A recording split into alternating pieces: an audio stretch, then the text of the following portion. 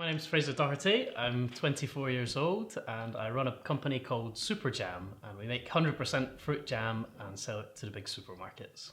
I probably realized that I wanted to start a business when I was maybe 8 years old, and back then I would set up little businesses. I would maybe bake cakes and sell them at school, and I would send all the money I made to Greenpeace, which was my favorite charity at the time. And my mum kept all these letters, dear Mr. Doherty, thank you for your donation of £3.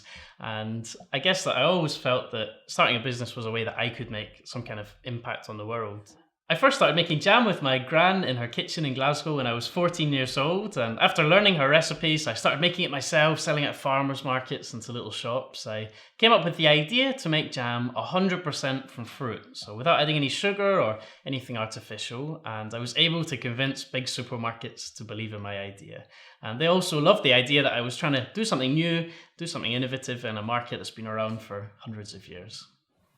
Probably my big break was the day I got to pitch my idea to Waitrose at a Meet the Buyer Day. And that's an event where hundreds of people show up holding their ideas for food products. And I got 10 minutes to pitch my idea to the senior jam buyer of Waitrose. And he said it was a great idea. It was a lot of fun to try and make jam 100% from fruit, but he explained that I'd have to set up production in a factory and create a brand. I guess a lot of people imagine when you start a business, you're going to have to borrow lots of money or find an investor. And I guess what my story shows is that you can start something on a tiny scale in your kitchen at home, selling your product in the evenings and weekends, and just let it grow and grow organically from there. So I never had to borrow any money or take on any investment, and I just worked hard and started on such a tiny scale that it made it possible to get started even though I was only 14 years old.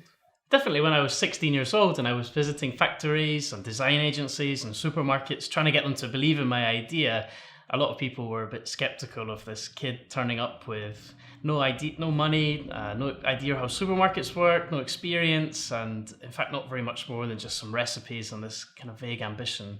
And I guess that my age was a factor in that, but the main reason that people didn't believe in me was just that I didn't have any money, I didn't have any experience, and if I'd been 40 and I'd been trying to do the same thing, that it would have been the same situation. One of the first people that I told about my business idea was my business studies teacher at school, and for her to see a student starting a business was great. It was what she taught, and she did everything she could to encourage me and support me. And my parents were always the kind of parents that told my brother and I that the most important thing in life was that we found something that we enjoyed and that we could believe in. And if we could get up in the morning and look forward to the day ahead, then that was success. And especially for my gran, it's been the most amazing journey. And, she goes into Asda and makes sure the labels are facing the front and turns the competitors around the wrong way.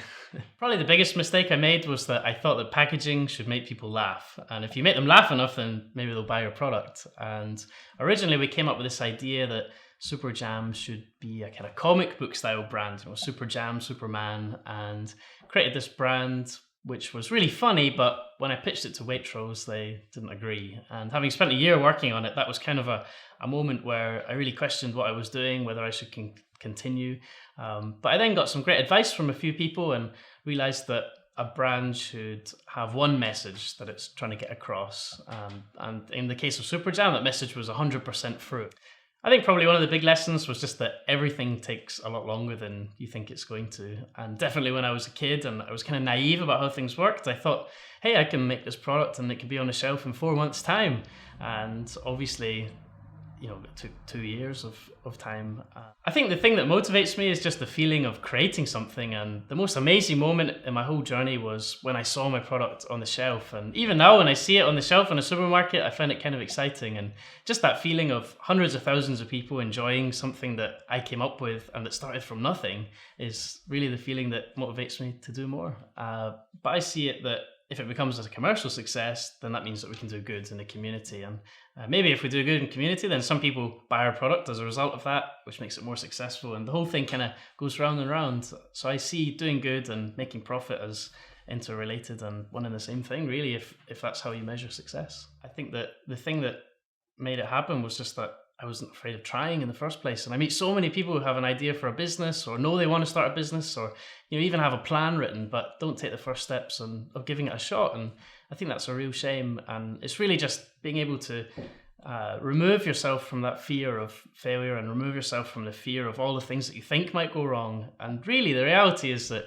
you've got nothing to lose, and really the downside isn't really that bad at all. I guess something that helped SuperJam become a success was that I was never afraid of asking for help, and I asked help from Waitrose. My approach wasn't that I went in there pretending that I had all the answers and pitching them my product. I asked them, how can I make this a success? And, using your experience, what would you do if you were in my shoes? And it then became their baby too after they'd given me their advice. And I went back in a year's time and I'd followed what they said, and how could they possibly say no? Start small. I think that some people imagine you have to jump in at the deep end and quit your job and borrow money, when really you could start something on a tiny, tiny scale for very little money.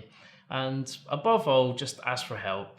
Find yourself a mentor, maybe somebody who's been there and done it before, who can share what they've learned with you. I think my advice specifically to somebody who was very young starting a business would be, to make sure that you talk to your parents about it and make sure that they understand why you feel so strongly about starting a business. Some parents maybe aren't as supportive as others of the idea of you not finding a conventional career. I think if you can explain to them that you feel like you're going to learn a lot from it, then they can see the value of you trying.